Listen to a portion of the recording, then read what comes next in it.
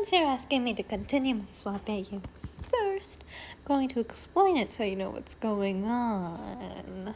So Elder Fairy didn't think the virtues were going to stay good forever, so being better safe than sorry, he asked the witches to take away half of their power, and they were reasonably upset about that. As you already assumed, Shadowmilk was given the light of truth, Mystic Flower, the light of resolution, pretty much all you guessed. But the other half, the corrupted half, didn't go away. They were just sent away where they couldn't be founded by the virtues, but not they couldn't be found forever. That's where these poor souls come in. They were the ones that found the corrupted version of the soul gems in this AU. They are corrupted in the same way he did in the Bond story with the Sage of Truth. Yeah, so not much to explain there.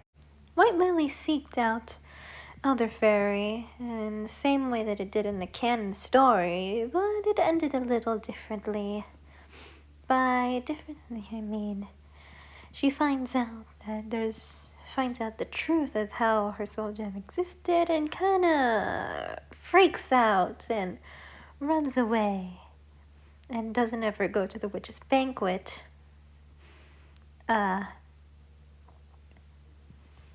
And because, she believes that Elder Fairy manipulated her and was using her,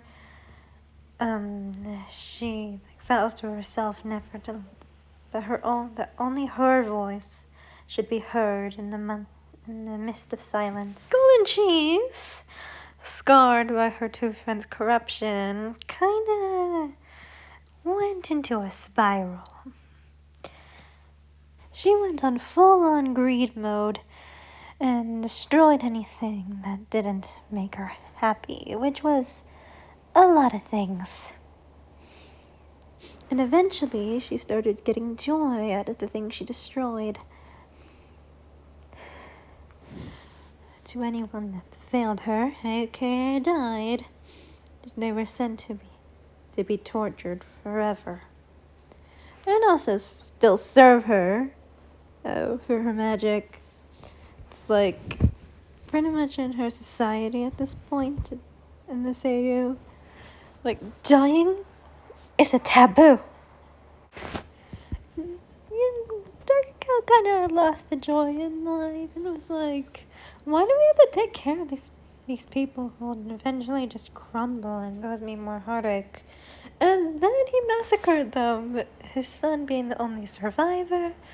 And then the Licorice Sea was pretty much created illusions of them reliving that day, because that's the last thing they remembered.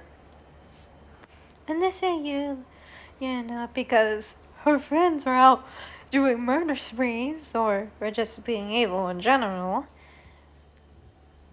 in her grief, she locked herself away from her kingdom and into an eternal slumber. And her kingdom was also locked away, but not into an eternal slumber, but in a place where they could be slothful forever. The virtues pretty much kept the same societies as they were, but just moral. Like Burning Spice doesn't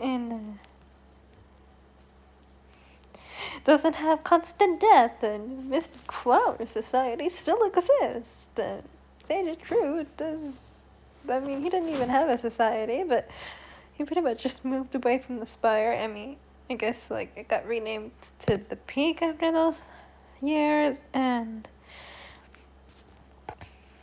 Eternal Sugar just stayed the same, trying to prioritize their passion. So that's just the basics. So if you want me to explain more, their relationships with each other, then let me know.